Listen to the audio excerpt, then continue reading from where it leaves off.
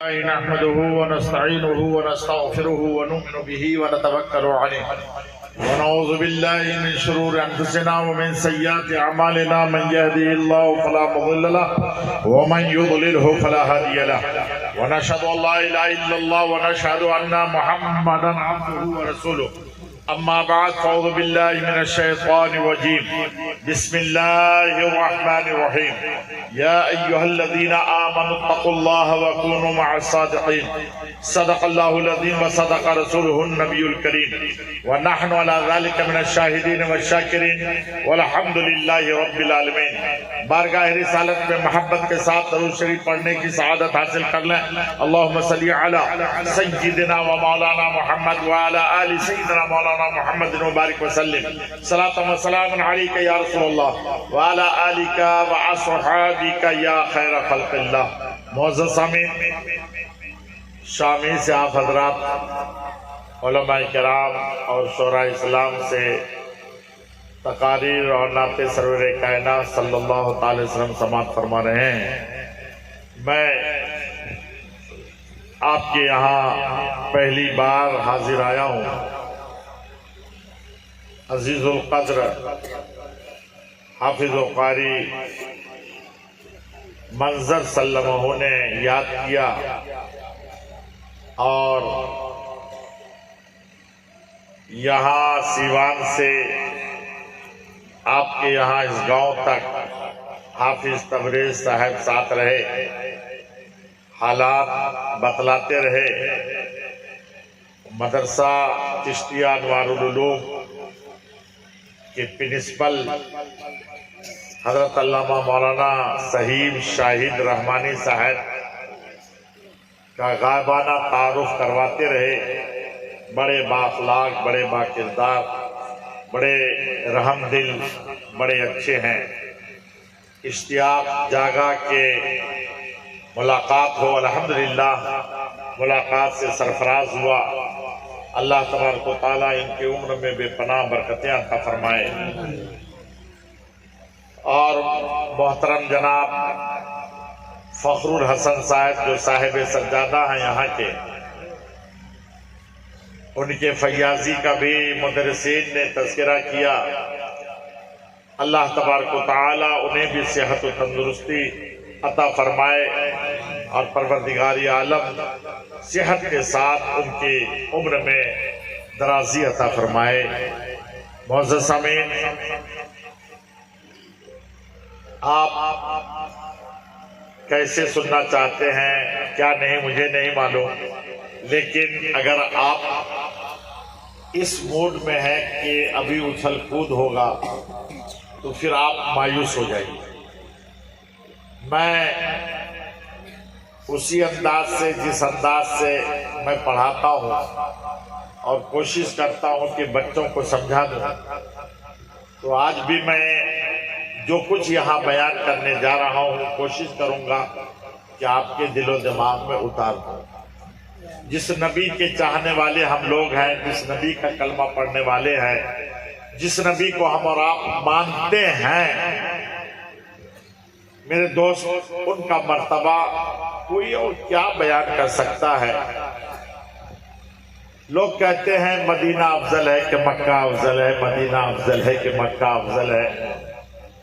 میں آپ کو بتاؤں اعلیٰ حضرت نے تو فرمائی دیا ہے کہ جس کو چاہو تم کہو، لیکن میں آپ سے کہوں کہ آپ کے یہاں کے امام صاحب جو امامت کرتے ہیں آپ کے یہاں، وہ آگے رہتے ہیں کہ پیچھے رہتے ہیں؟ آگے رہتے ہیں، اور ان کے پیچھے جو مقتدی رہتے ہیں، پہلی صف ہوتی ہے نا، اس صف کی فضیلت بہت ہے۔ اللہ کے نبی صلی اللہ تعالی وسلم ارشاد فرماتے ہیں اگر لوگوں کو ان کی فضیلت معلوم ہو جائے تو لوگ پہلی صف میں بیٹھنے کے لیے وہ لڑائی مارتے ہیں، سبحان اللہ۔ اور اگر اس سے بھی حل نہ ہو تو وہ قرآن نازل کرے۔ اتنا ثواب ہے، جو ثواب ہے اس لیے کہ وہ امام سے متصل ہے، امام سے متصل ہے، اسی لیے وہ ثواب زیادہ ہے۔ اور اگر امام صاحب محراب سے چلے جائیں برانڈے پر اور وہاں جا کر کے امامت کرنے لگے تو اب وہ پہلی صف امام کے پیچھے وہاں ہے. اب یہ محراب سے اب وہ عظمت کہاں چلی گئی؟ وہاں برانڈے کے جہاں امام کے پیچھے پہلی صف ہے.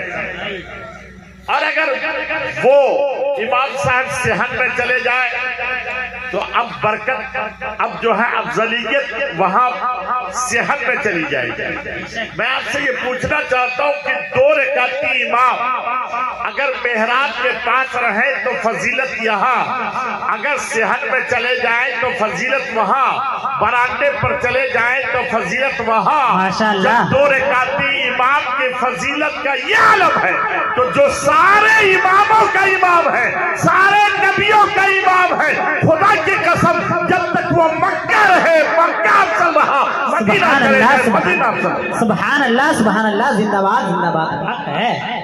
ماشاء اللہ ماشاء اللہ. جہاں چلے جاتے رہیں گے فضیلت اس کے پیچھے پیچھے دوڑتی چلی جائے گی، اور جب جنت چلے جائیں گے تو افضل جنت ہو جائے گی. میرے محترم دوست، افضلیت نبی کے پیچھے پیچھے دوڑتی بھی چلی جاتی ہے، یاد رکھیے گا. اور نبی کا مقام کیا ہے، نبی کی عظمت کیا ہے، میں آپ کو بتاؤں. یہ زمین جس کو ہم لوگ سب سے کم تر سمجھتے ہیں، زمین کو ہم لوگ کچھ نہیں سمجھتے، زمین پر ہم لوگ تھوکتے ہیں، ہم لوگ زمین پر پیشاب کرتے ہیں، پاخانہ کرتے ہیں، ہے نا. زمین کی کوئی اہمیت نہیں. لیکن ایک بات ٹھہر کر میں اس جگہ عرض کر دیتا ہوں پہلے، یاد رکھیے گا میرے دوست، یہ زمین آپ سے کہتی ہے کچھ، آپ لیکن سن نہیں سکتے ہیں. زمین کی آواز کو آپ لوگوں نے سنا کبھی؟ نہیں سنا ہے. آج یہاں سے اٹھیے گا اور سننے کی کوشش کیجئے گا. اس کان سے نہیں سن سکیے گا، دل کے کان کو کھولیے اور زمین کی آواز کو سنیے. زمین کہتی ہے تم میرے سینے پر پاخانہ کرتے ہو، کرو. پیشاب کرتے ہو، کرو. میرے سینے پر چڑھ کر رات کے سناٹے میں شراب پیتے ہو، پی، جتنا پینا ہے پی. میرے سینے پر چڑھ کر تو رات کے سناٹے میں دوسرے کی بہو بیٹیوں کی عزت لوٹتا، لوٹ، کتنا لوٹنا ہے لوٹ.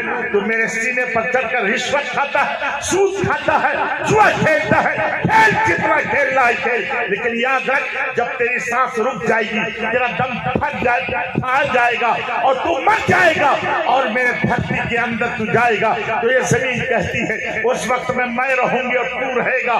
میں تیری ہڈی پسلیوں کو ایک کر دوں گی، دائیں کو بائیں، بائیں کو دائیں، کوئی بچانے والا نہیں ہوگا. آج میرے سینے پر جتنا پیشاب پاخانہ کرنا ہے کر لے. میرے سینے کو چین کرتے ہو اپنے بلڈنگوں کی تعمیر کرتا ہے کر لے. میرے سینے پر ہل چڑھا کر اپنے فصلوں کو لاتا اللہ لہا لے.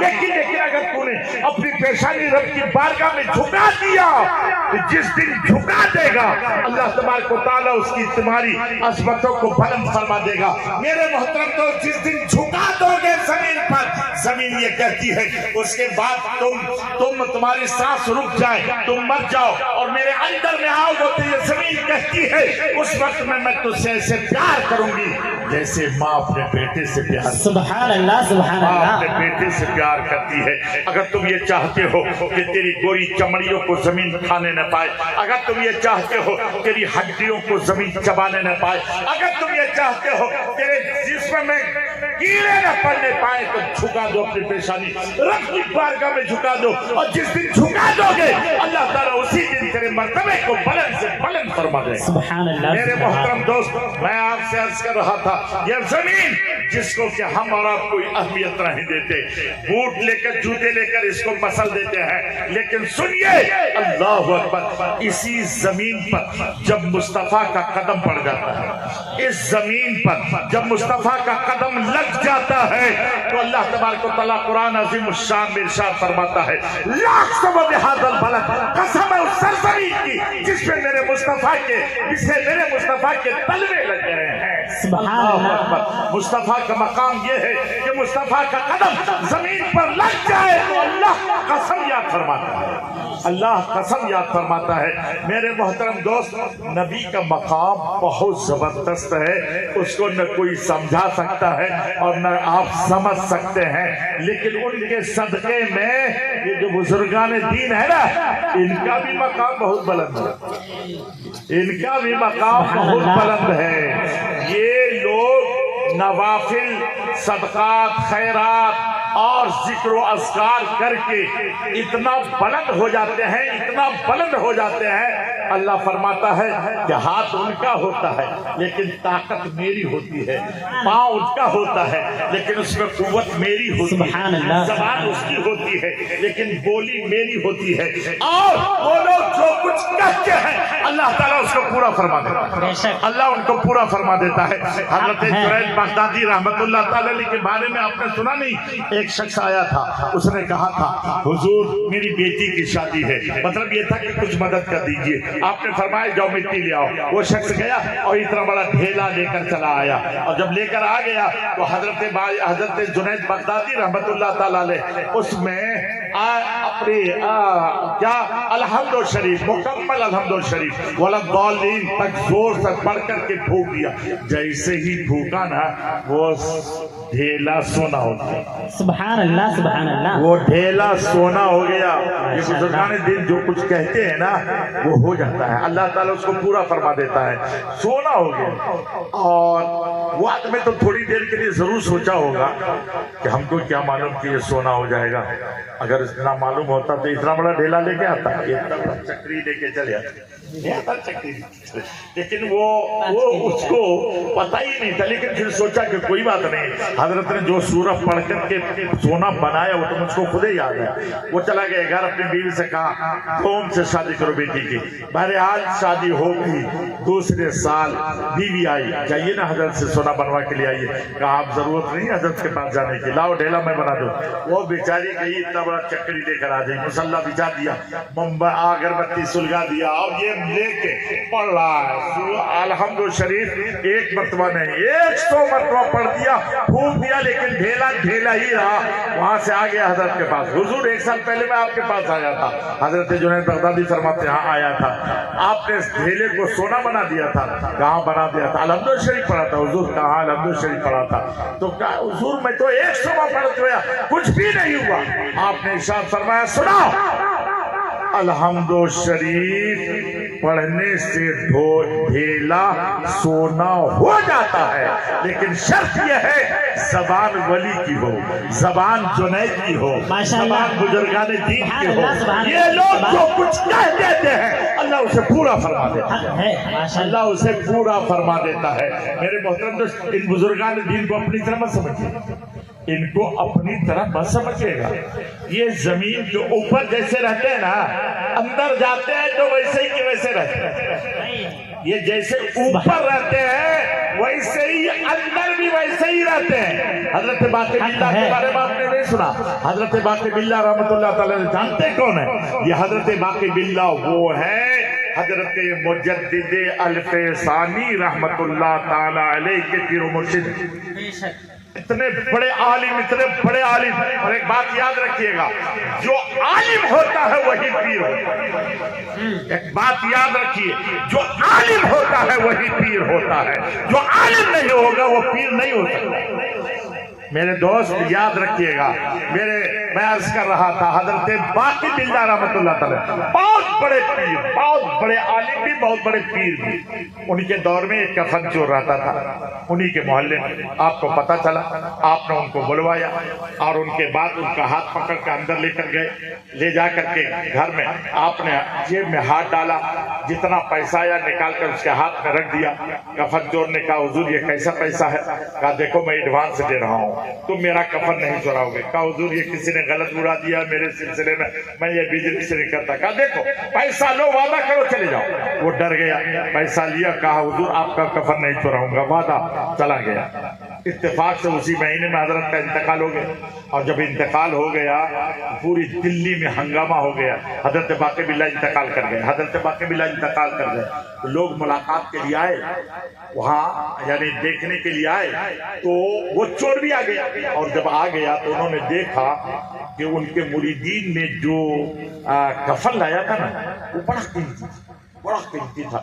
تو اس نے کہا حضرت نے تو پیسہ اتنا ہی سی دے دیا، اور یہ بہت قیمتی ہے، نہیں گڑبڑ ہو گیا، میں نہیں لیتا تو اچھا تھا، لیکن کوئی بات نہیں، حضرت تو انتقال کر گئے ہیں، پیسہ بھی مل گیا، یہ لیں گے بھی چھوڑیں گے نہیں، پورا ارادہ کر لیا، اور اسی ارادے سے وہ آپ کے نہلانے میں، کفنانے میں، جنازہ لے جانے میں، کندھا دینے میں، پھر مٹی دینے میں شریک رہا، جنازے میں بھی شریک رہا، اور ان کے بعد جب سب مٹی دے کے آ گئے تو وہ بھی مٹی دے کے واپس آیا، لیکن نشان لگا دیا کہ رات میں آنا ہے۔ جب رات میں سب سو گئے تو لیا کودالی اور چلا گیا، قبرستان میں مٹی ہٹایا اور تخت ہٹایا، بانس ہٹایا، اور ان کے بعد ہاتھ ڈالا تاکہ کفن کھینچ لیں۔ جیسے ہی ہاتھ ڈالا حضرت باقی باللہ نے اس کا ہاتھ پکڑ لیا۔ اب تو وہ حیران کہ یا اللہ، ہم نے تو جس کو مردہ سمجھا تھا وہ تو زندہ نکلا۔ سبحان اللہ، سبحان اللہ، زندہ باد۔ انہوں نے آج تک مردوں کا کفن چرایا تھا، کسی زندے سے تو پہلی مرتبہ پالا پڑا، ماشاء اللہ سے تو پہلی مرتبہ پالا پڑا تھا۔ زندہ باد۔ میرے دوست، یہ لوگ جیسے اوپر ہوتے ہیں نا ویسے نیچے رہتے ہیں۔ سبحان اس اللہ۔ بات کو آپ سمجھ نہیں پائیے گا، میں ایک مثال دے دیتا ہوں۔ میری عادت ہے مثال دینے کی بہت زیادہ، کیوں؟ میری عادت اس لیے کیا یہ ہے کہ میں بچوں کو پڑھاتا ہوں، میں مقرر نہیں ہوں، مدرس آدمی ہوں، الحمدللہ مدرس آدمی ہوں، میں بچوں کو پڑھاتا ہوں۔ جب وہ سمجھتا نہیں ہے نا کچھ تو اس کو مثال دے کر کے سمجھا دیتا ہوں تو جلدی سمجھ لیتا ہے، اور وہی عادت پڑی ہوئی ہے۔ تو دن میں بچوں کو پڑھاتا ہوں، رات میں آپ کو پڑھاتا ہوں، لیکن وہ نہیں سمجھتا ہے تو دیتا بھی ہوں۔ لیکن آپ لوگ گھبرائیے گا نہیں، آپ لوگ گھبرائیے گا نہیں، ہے نا؟ تو دیکھ لیجئے، میں مثال دے یہ لوگ جو ہیں بزرگ جیسے نیچے رہتے ہیں، اوپر جیسے رہتے ویسے نیچے رہتے ہیں۔ دیکھیے، آپ لوگوں نے اینٹ کا بھٹا دیکھا ہے؟ ارے بولیے بولیے بولیے۔ دیکھیے، میں تیزی سے اس لیے بول رہا ہوں کہ جلدی سے میں سوچتا ہوں کہ زیادہ سے زیادہ بات آپ کو سمجھا دوں، ہے نا؟ زیادہ سے زیادہ بات سمجھا دوں، اسی لیے میں تیزی سے بول رہا ہوں۔ دیکھیے، آپ لوگوں نے اینٹ کا بھٹا دیکھا ہے؟ اس میں کئی قسم کی اینٹ ہوتی ہے، ایک نمبر اینٹ، کوئی 2 نمبر اینٹ، کوئی 3 نمبر اینٹ، کوئی گوریا اینٹ، کالی کوئی کچی اینٹ ہوتی ہے کہ نہیں ہوتی ہے؟ آپ لوگ اس کو کیا بولتے ہو؟ گوریا اینٹ بولتے ہیں نا، یہاں بھی ہے ماشاءاللہ۔ تو دیکھیے، آپ ایک جائیے، ایک گوریا اینٹ لے لیجیے کچی پکی، اور ایک لے لیجیے ایک نمبر اینٹ، اور اس کو لا کے گڑھا کھودیے، ایک نمبر اینٹ کو ایک جگہ ڈال دیجیے، اور وہ کچی پکی اینٹ جو گوریا اینٹ ہے اس کو ایک جگہ گڑھا کھود کے رکھ دیجیے۔ 1 سال کے بعد وہ کچی پکی اینٹ جو گوریا اینٹ ہے اس کو کھود کر دیکھیے گا تو وہ نہیں ملے گی، نہیں ملے گی، مٹی میں صاف ختم۔ اور وہ 1 نمبر اینٹ کو کھود کر دیکھیے گا تو وہ ویسے ہی کی ویسے رہے گی کہ نہیں رہے گی؟ رہے گی نا؟ اسے 1 نمبر اینٹ سے پوچھیے، جس کھیت کی مٹی تو، اسی کھیت کی مٹی وہ گوریا اینٹ، جس کاریگر نے تمہیں بنایا اسی کاریگر نے اس کو بنایا، جس فرما میں تمہیں تیار کیا اسی فرما میں اس کو تیار کیا، اور جس بھٹا میں تمہیں لگایا اسی بھٹے میں اس کو بھی لگایا، لیکن وہ ختم اور تم ویسے کے ویسے، تو وہ 1 نمبر اینٹ کہے گی بات بالکل سچ ہے، جس کھیت کی مٹی وہ تھی اسی کھیت کی مٹی میں، جس کاریگر نے اسے بنایا اسی کاریگر نے مجھے بھی، اور جس فرما میں مجھے تیار کیا اسی فرما میں اس کو بھی، جس بھٹے میں مجھے لایا اسی بھٹے میں اس کو بھی، لیکن مجھ میں اس پہ فرق یہ ہے کہ وہ آگ سے الگ رہی، آگ کی تپش سے الگ رہی، آگ کی گرمی سے الگ رہی، میں آگ کے قریب رہی، آگ کی تپش نے، آگ کی گرمی نے، آگ کے جلن نے مجھے جلا جلا کر، تپا تپا کر اتنا پختہ کر دیا ہے۔ 1 سال کی بات رہی ہے، 50 سال کے بعد بھی کھود کے دیکھو گے تو میں ویسے ہی کہ ویسے ملوں گی۔ اگر اس مثال کو آپ نے سمجھا ہے تو مجھے کہہ لینے کی اجازت دیجیے، ہم لوگ گوریا اینٹ کی طرح ہیں اور یہ لوگ 1 نمبر اینٹ کی طرح۔ بے شک، سبحان اللہ، نعرے تکبیر، نعرے تکبیر، نعرے رسالت، علماء اہل سنت، نعرے تکبیر، نعرے رسالت، ماشاءاللہ، زندہ باد۔ عشق الہی کی بھٹی میں، عشق رسالت کی بھٹی میں انہیں تپا تپا کر اس سونے کو کنڈل